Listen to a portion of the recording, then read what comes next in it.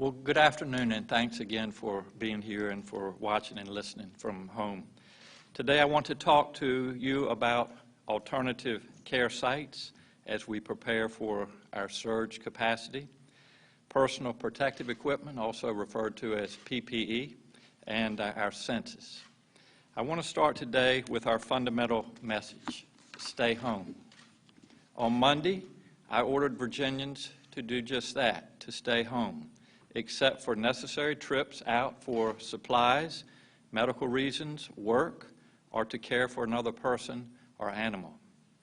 I know this is difficult, and many sacrifices are being made, but the sooner we can put this health crisis behind us, the sooner our lives will return to normal, and the sooner our economy will rebound. That executive order lasts until June the 10th. As does our emergency declaration, unless the situation changes enough for me to lift it early, and I hope that it does. That's longer than most other states. I want Virginians to be realistic in their expectations. You need to know the truth, no sugarcoating. I know this is hard. People are isolated. You're worried. And many of you are out of work. My strategy has always been to plan for the worst and to hope for the best. Again, I know that this is very difficult for everyone, and I want Virginians to prepare themselves for the long haul. We are talking months, not weeks. While we continue to examine the available models about when Virginia's cases will surge, we currently expect that will be sometime between late April and late May. I am already thinking and planning on how we can land this plane on the backside of the curve. But for now, we are at the beginning of this virus, and that is why it is so important for Virginians to stay at home. If we can all stay home, we don't give the virus the chance to infect the next person. We slow it down. To expand on this just a bit, the virus can't live by itself. It needs people like you and me, referred to as hosts, for it to survive and to spread. So what we are talking about is making it as difficult as possible for the virus to latch on to a host. The CDC called social distancing a powerful weapon, so let's use it. We've gotten a lot of questions about exactly what this stay-at-home order means. It means stay at home. Don't go out if you don't need to. Don't go out because you're bored.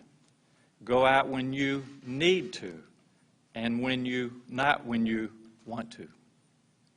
The more people that stay home, the fewer people that will get sick. But make no mistake, we are preparing for the people who will get sick. We've been working with the United States Army Corps of Engineers on potential sites for alternative hospital beds. They've now evaluated 41 sites across our Commonwealth.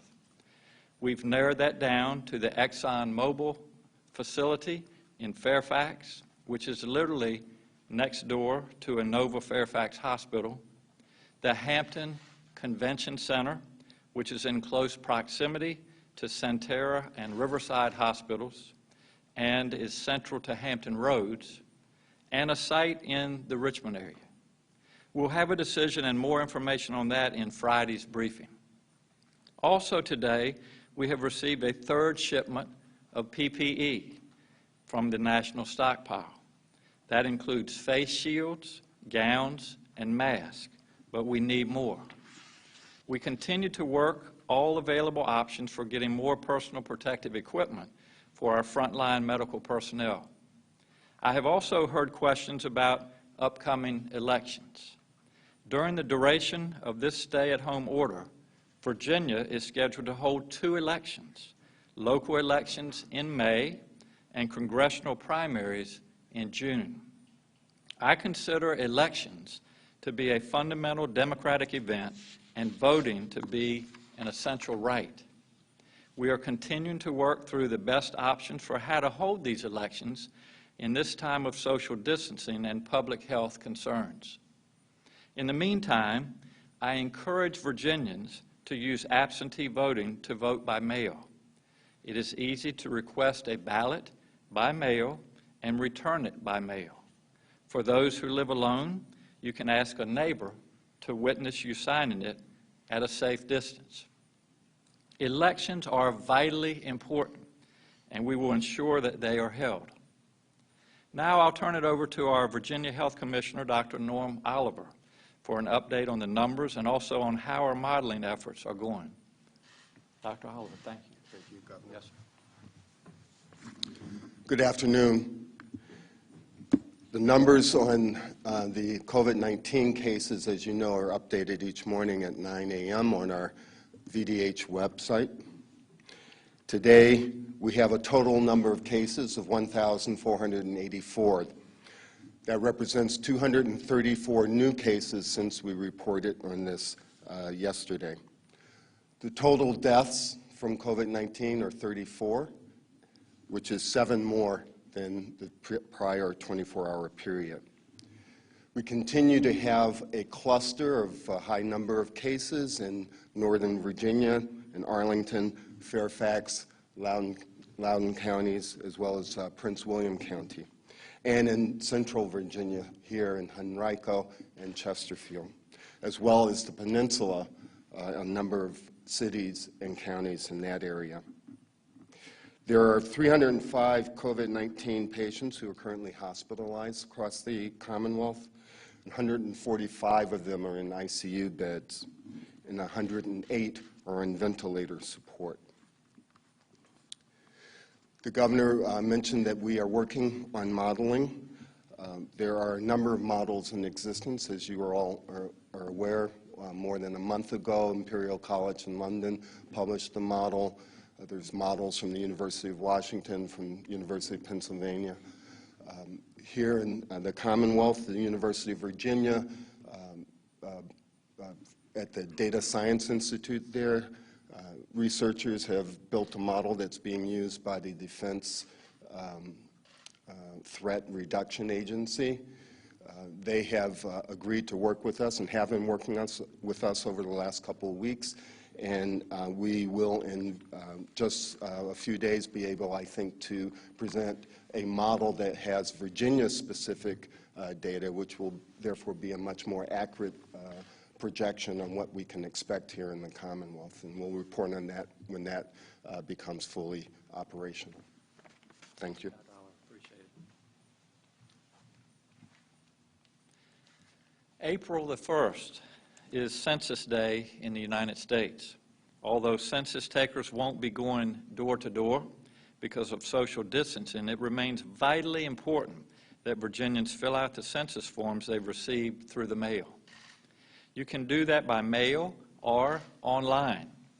Getting an accurate count of everyone living in Virginia will ensure that we get our full share of federal funding for a variety of programs. That will be even more critical as we work to recover from the impacts of this pandemic. I'd like to ask our Deputy Secretary of the Commonwealth, Tracy DeShazier, to speak briefly about the census. Tracy, thank you. Thank you, Governor, for allowing me to be here on Census Day and to take a moment to remind everyone how important it is for every person living in Virginia to be counted in the 2020 census. The census is a population count, and it's been conducted every 10 years since 1790. Census data is used to determine how federal funding is distributed to states and how many seats each state will have in Congress. Additionally, it helps communities shape public safety planning and more. The results of the census will impact each of our lives for the next 10 years, and so I'm here to ask each of you to take just 10 minutes today to fill out your census. Over the next few weeks, each household across Virginia received a letter with instructions to fill out the census. For the first time, you can now complete the census online by visiting 2020census.gov, by phone, or by mail. Everyone, including children ages 0 to 5, undocumented residents, everyone should be included and complete their census. By law, all census responses are completely confidential and your information cannot be shared. It can't be shared with law enforcement or anyone else. Additionally, the census will not ask you for your Social Security number, your bank account information, political affiliation, or citizenship status. Your responses are protected by law, and it will only be used for statistical purposes. Again, census data is used to determine how more than $675 billion in federal funding is allocated. This includes programs such as Medicaid and Medicare Part B, SNAP, WIC, housing vouchers, school lunches and breakfasts, community health centers, Pell Grants, and federal student loans. We can't afford to have Virginians not be counted and lose out on critical funding to support our communities. Thank you to the efforts by the governor and the Virginia Complete Count Commission, as well as Virginians who have already responded to their census. And currently, we're an 8th in the nation for self-response so far, with more than 40% of households in Virginia having already responded. So please visit 2020census.gov or call 844-320-2020 and take 10 minutes a day to fill out your census. Also, important, the phone number that you can also text us to ask questions is 804-203-0393. Thank you.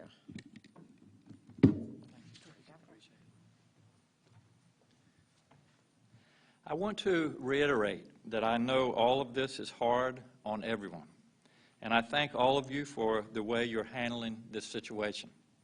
Today is the first of the month, which means rent or mortgage payments are due. And for many Virginians, that comes just after they are being laid off or furloughed due to this pandemic.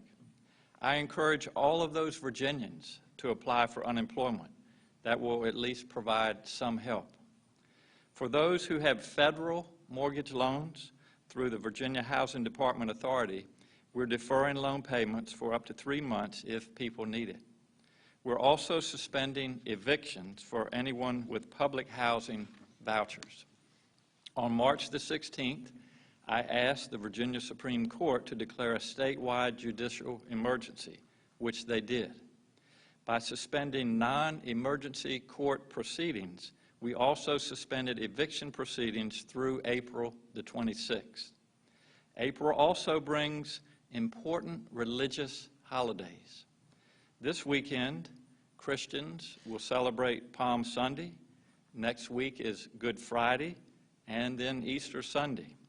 For the Jewish faith, Passover begins next week.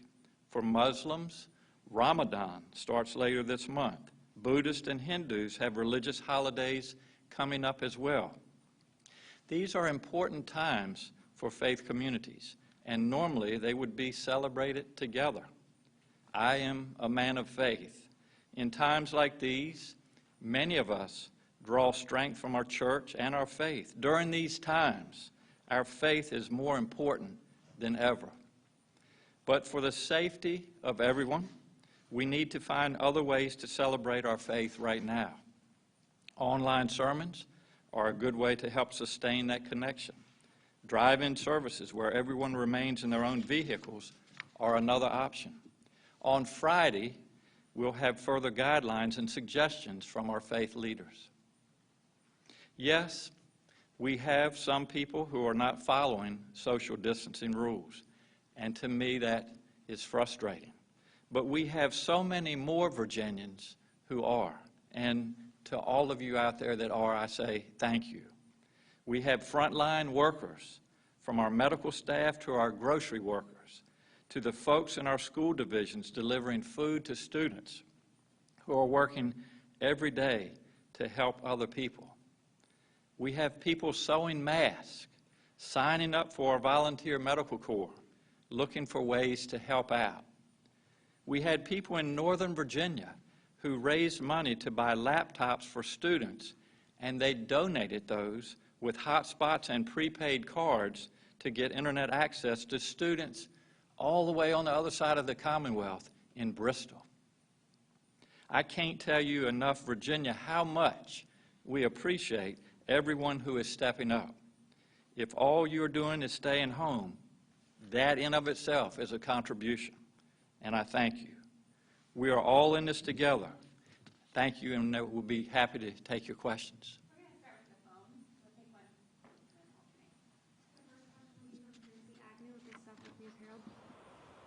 one. Thank you. Can you hear me? Yes, we can. All right. My question is, a lot of homeless people and homeless advocates are concerned about how the stay-at-home order affects them. A lot of localities don't have shelters that are open all day throughout the year, and homeless people, I've heard, are concerned about the possibility of being punished for not having a home to go to. So I was wondering if there is a statewide plan for assisting homeless people during this time.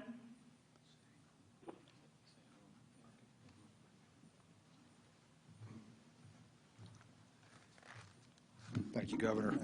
We are cognizant of the challenges on the homeless population, and we're working with Secretary Lane to secure financing to find places for folks who are homeless. We don't want them in a homeless situation because it makes them more vulnerable to disease. So we are working on solutions for that.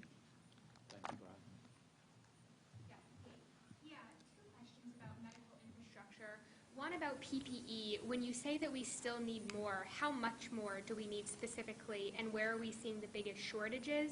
And then also, I know that the Virginia Hospital and Healthcare Association sent a letter requesting that military and veterans hospitals open up for surge capacity. I was wondering if the state was aware of this and, whether the administration had a response to that request. I'm going to let Secretary Kerry address that, but just to start, the question is how much PPE do we need? We need as much as we can get, bottom line. There's no such thing as too much right now. And what has prompted that is, as we have said every day, and I speak on behalf of all of our governors, we're competing with each other. We're competing with other countries.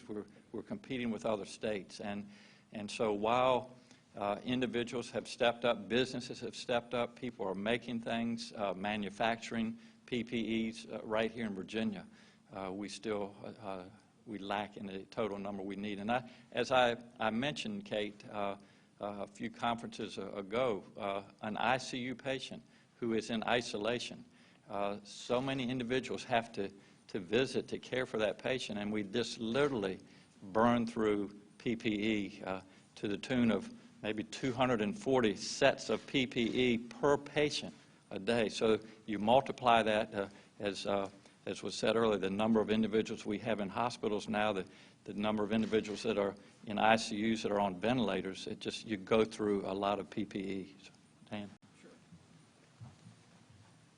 Thank you, Governor. I think actually the Governor did an excellent job really answering the question. I will simply add that we understand that there's an incredible demand out there, and we're trying to make sure that our frontline workers of all types have access to the PPE they need. We also acknowledge that those that are around patients, for example, that have a breathing tube in and are getting suctioned and being intubated, who are critically ill, that is a particular time where it's at highest risk for a healthcare worker or a frontline worker to be exposed. So clearly that group is a priority, but we also know there's great needs across the Commonwealth. And Dr. Oliver and the team at the VEST are taking all those supplies and allocating them based on inventories and based on our knowledge of where the needs are. And I'm learning day by day that is changing.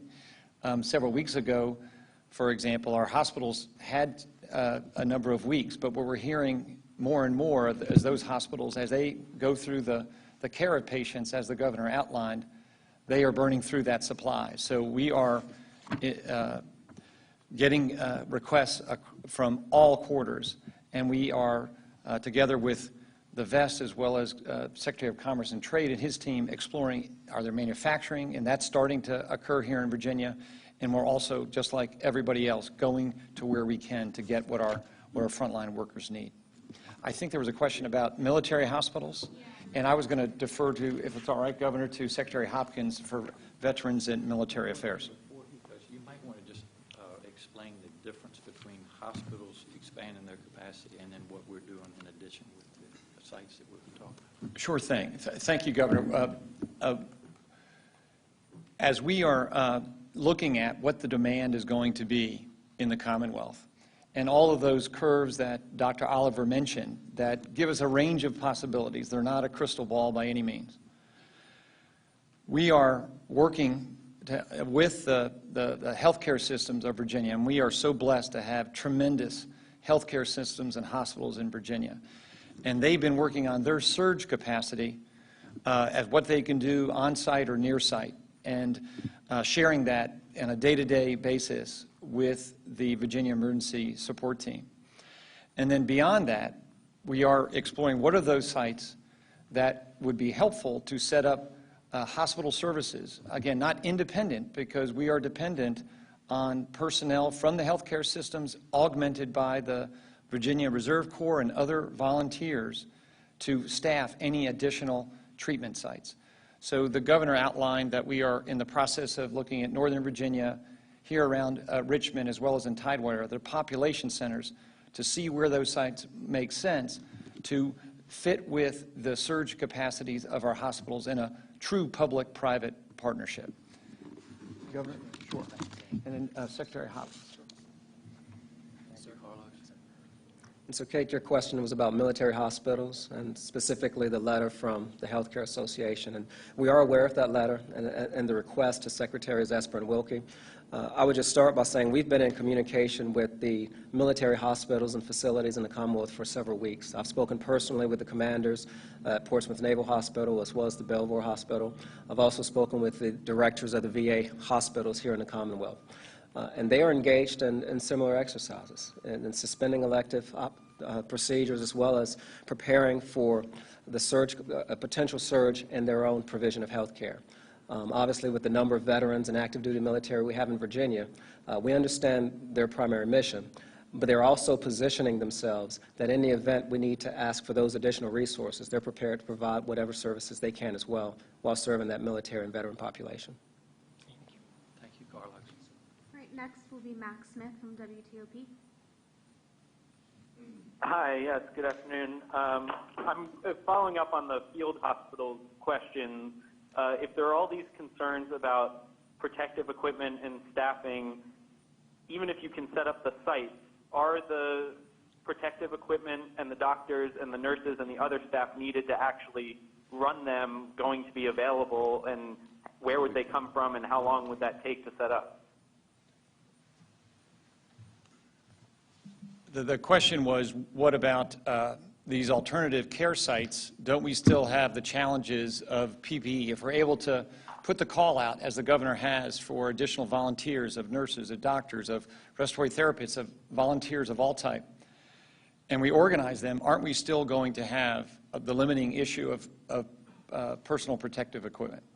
And the answer is, if that supply does not increase, we will indeed have that same constraint. The goal is to have no PPE constraint, 4 weeks, 5 weeks, 6 weeks, that range of peak demand in Virginia that is projected.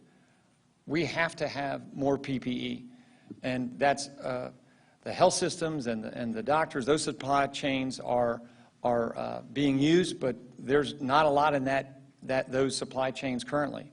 So we're looking for production in Virginia. We're also looking to the federal government, and there's no question that if PPE supplies aren't dramatically increased in the weeks ahead, we will not be able to protect the current healthcare workers in their current setting, let alone expanded capacity. So PPE remains a critically important issue. We're starting to hear from some counties now about concerns about their finances going forward, that they're going to have revenue shortfalls. We've heard from the Virginia Municipal League about their concerns and asking whether the state would reconsider or hold off on the raising the minimum wage. Do you have any thoughts on those issues and what this is going to do to the budget going forward? Just, Greg, I think there are a couple parts to your question on municipalities, pieces of legislation like minimum wage. And before I turn this over to our Secretary of Finance, Aubrey Lane, there are a number of pieces of legislation that we're looking at regarding our business environment, and I haven't made any definite decisions, but we are talking to the patrons of those pieces of legislation and talking to people across Virginia, business leaders, folks from the union, workers, labor, all of these individuals. What I will do is collectively, after getting input from these individuals, make a decision that's in the best interest of Virginia and the best interest of our economy. Regarding the funding for municipalities, I'll let Secretary Lane address that. Thank you. Thank you, Governor. Yes, Greg, just as you know, just like municipalities, our revenues are being hit very hard also. And so every action we taken to date has been in support of, as you heard Dr. Carey and others talking about, getting the protective equipment that our first-line responders need, our hospitals need. So a lot of resources put to there. There are a lot of calls on the Commonwealth to delay certain types of taxes. I'll remind people, your question about localities, many of those taxes go to those localities. So on the other side of that, we're getting the request from them, please don't delay anymore because we need that money here. It's an unprecedented event. The governor has always said that it was going to be public health. We had to get that right. And then we have an economic crisis on the other side. You've seen Secretary Ball up here talking about the impact, how we're trying to get equipment, but also our businesses. So we're trying to balance that. But within all of this, we must keep a balanced budget. And of course, we have a year end coming up in about 3 months. The fourth quarter is very important to us. The last thing we need to do is to have the governor have to take some action because we don't meet a revenue projection that forces him to take action to reduce state government at a time when it's needed the most. So that's the balancing act we're going through. As the governor mentioned, there's a lot of different requests, a lot of different strategies. I can assure you all those talks are going on with our General Assembly members. But until we get through and making sure we get the resources that everybody needs for this public health, that's being worked on, but that'll take the back seat to what's going on up front. Thank you. Thank you all. David McGee with the Bristol Herald-Courier. Yes, thank you, Governor. I wanted to follow up. You mentioned the upcoming elections. I wanted to follow up on that because candidates obviously cannot hold large events for supporters or to raise funds. Do you have any guidance for candidates in this unprecedented time that we're in? You know, it's a great question, and it's counting. I've run in 6 campaigns over the years, and times are different. I mean, going out and giving stump speeches in front of crowds and fundraisers. I mean, you could go right down the list. I mean, we're living in a new day, and I think you know, those candidates, especially those that are going to be successful, are going to really have to be innovative. They're going to have to think outside the box. How they can use social media, all of these things are going to be important. But you know, I'm thankful that I'm not running in an election anytime soon. So I don't really have any advice for those individuals right now. My efforts, as you might imagine, are taking care of the Commonwealth right now, and that's what I'll continue to focus on. Now that we know that inmates and staff members have tested positive, how is that changing the Department of Corrections approach, making sure people are isolated and that's not spreading as much as possible? And do you guys have an update on the number of inmates that have been released in accordance with your new criteria? Secretary Moran or Secretary of Public Safety, thank you. The question is with respect to the recent news that we did have inmates test positive as well as staff members. At this time, there were 2 facilities particularly impacted of the 41. And what DOC is doing is following the CDC guidelines. You know, because of the community spread is occurring, we certainly hoped for the best but prepared for the worst. And DOC is implementing the plans with respect to that eventuality, and they're going to follow the guidelines.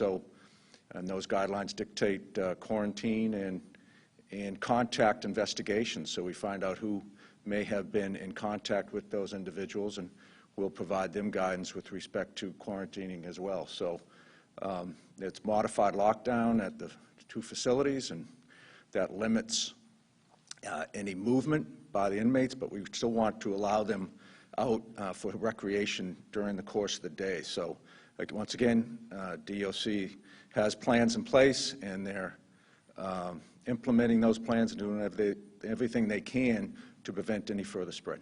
Thanks. So is it fair to say that you're following the guidelines that you were following before and nothing new has happened now that they've tested positive necessarily? Well, sure. What's new is we're following the CDC guidelines for those positive tests. Before, we didn't have any positive tests. We were restricting movements, but now that that has occurred, we're going to follow the CDC guidelines with respect to positive tests. And you did ask a subsequent question about release, and in response to other questions, I've been telling you from this podium how our parole board has been working overtime, and they really have been. And because of that, they've released the March date, having concluded yesterday. They released 96 individuals on parole. That's represents a 153% increase from the previous month. Now, I want to make sure that the viewers and listeners know we are still considering public safety, which is extremely important in these times, and that consideration is part of the decision the parole board is making. But because of this crisis and the direction the governor has given us, we're asking them to take a second look and third and fourth look. And because of that, they've increased the parole release percentage. Luann Rice with the Roanoke Times. Yes, of the 41 alternative sites that were evaluated by the U.S. Army Corps of Engineers, were any of them west of Richmond? And are you thinking that there's enough capacity within the health systems in the other regions of Virginia that they won't need the military hospital? I'm going to ask Secretary Hopkins to address that. Thank you, sir. With respect to your first question, I believe you asked of the 41 sites, how many were west of Richmond? The way the Corps, working in conjunction with the Department of Health and the National Guard, we've looked at sites and looked at where we see the greatest need and potential impact on hospital capacity. And so that's how we've prioritized the Northern Virginia region, as well as the Hampton Roads region and the Central Virginia region. I will add, however, the team is conducting assessments west of Richmond, and we'll start heading out to Charlottesville and Roanoke next week. With respect to the second part of your question regarding capacity, and I'm going to have to defer to Dr. Carey regarding the capacity aspect, but it is the anticipation of the military hospitals that they will be prepared to address surge capacity within the military hospitals and continue to coordinate with the local health systems as to whether there are any additional needs. But I'll defer to Dr. Carey on the capacity.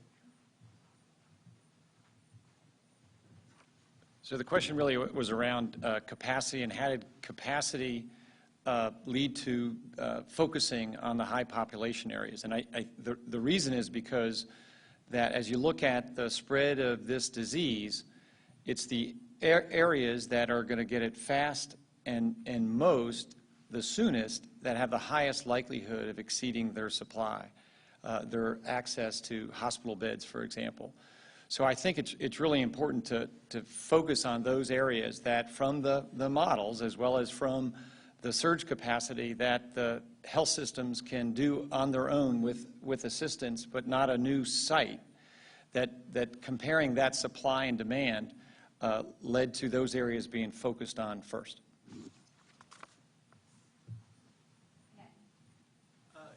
Yeah, going back to the Department of Corrections, I just wanted to get a sense of, are y'all satisfied with that progress? A little less than 100 inmates released in a system of, I believe, over 15,000. Are y'all where you need to be, you feel like, in terms of being able to handle this? The question is, are we satisfied with the parole board's work? And I'd respond again that we do not have parole in Virginia. And those who are in one of our 41 state facilities are there because they received a sentence of more than 2 years. So, I've heard from advocates, I've heard from family members, I'm reading your emails, and we have a great sympathy and empathy toward their concern for their families that are incarcerated. We are doing everything we can. I know DOC is doing everything they can to ensure their safety. They are being monitored regularly, But the system, when you ask a question like that, I want to make sure that everybody understands the system. Those who are transient or have low-level offenses, nonviolent offenses, which some states are reviewing, and we're reviewing, but they're typically in the local jail, not the state prison. Those are longer sentences, typically more serious crimes. So, Ned, to answer, we are looking each and every one of those, and we've asked parole board to look, and we're reviewing it, but I do want you to appreciate the system by which we have to operate in terms of releasing. And the parole board has released 95 individuals, which represents a substantial increase from the month before. That reflects our seriousness with respect to responding to this crisis.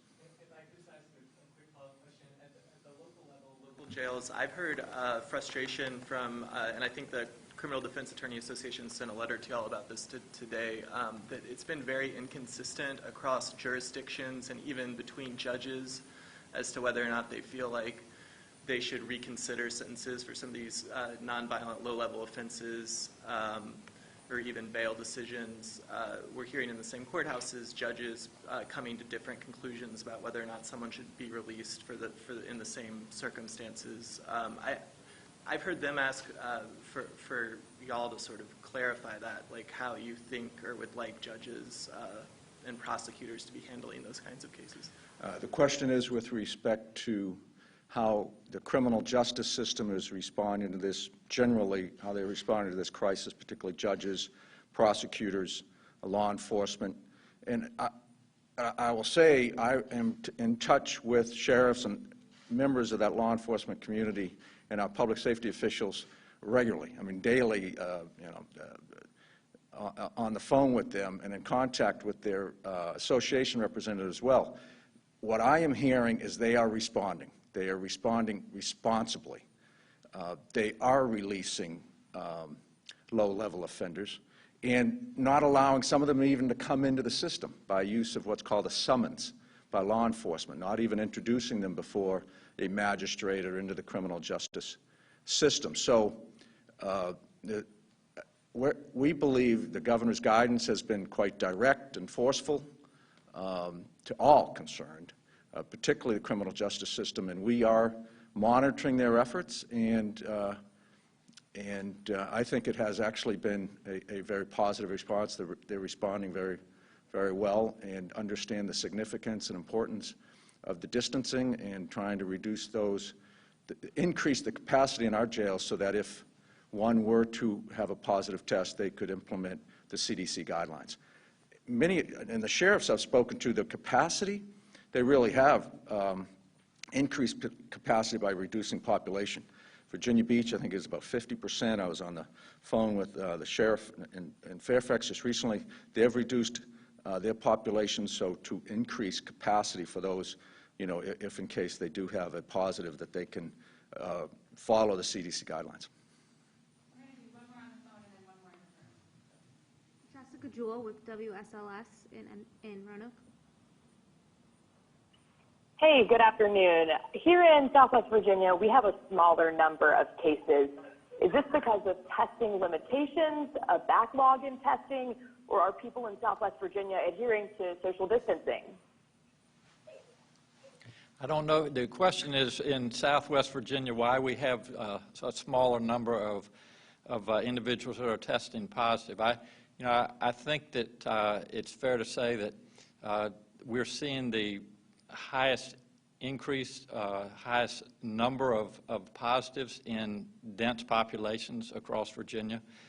Certainly in rural Virginia, and I am from rural Virginia, we tend to be a little bit more spread out and don't gather in large groups. And so I think that's part of the reason for that. As far as the testing capabilities, when individuals have symptoms, if they've traveled, if they've had contacts, et cetera, they're going through the same screening mechanism, and if they meet those criteria, then they're being tested. But I think a lot of your question,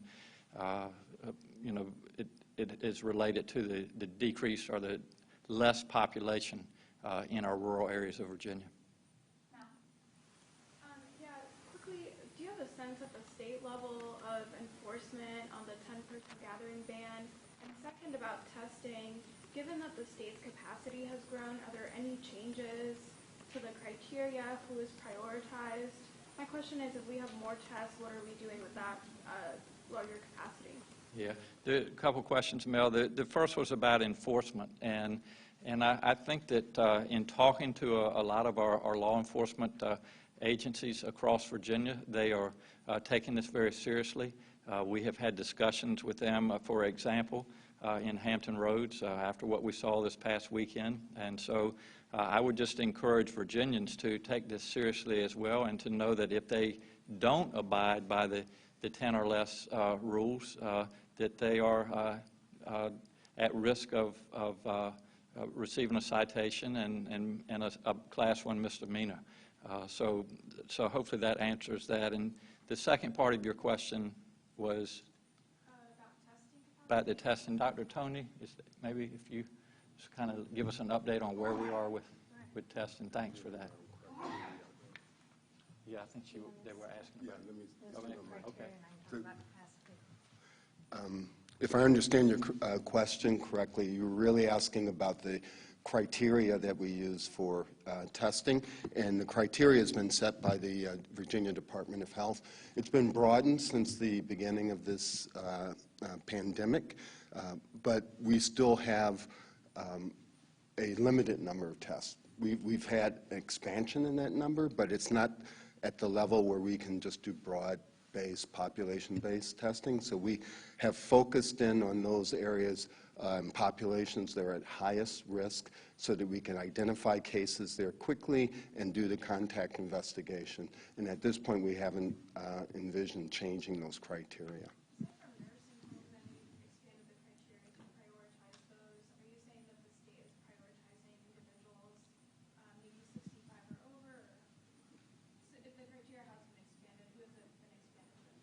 So you're asking whether or not we might expand from beyond just nursing homes to the elderly population in general.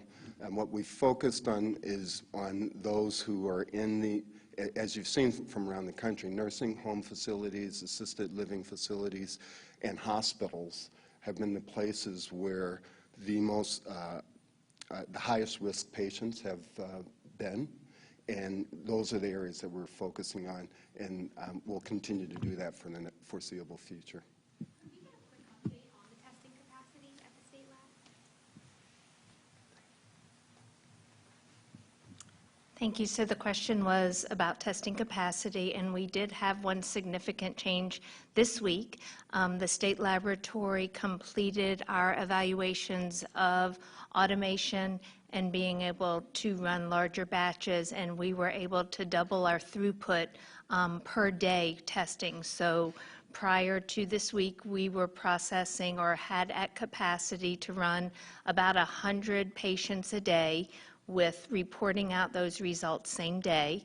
And now we have doubled that capacity, which came timely in the fact that we're seeing more community spread, as well as we're seeing increasing outbreaks in nursing homes, in institutional settings, and in other communities. And so our ability to process double the number of patients in a day allows public health to respond more rapidly to those outbreak and emerging disease situations.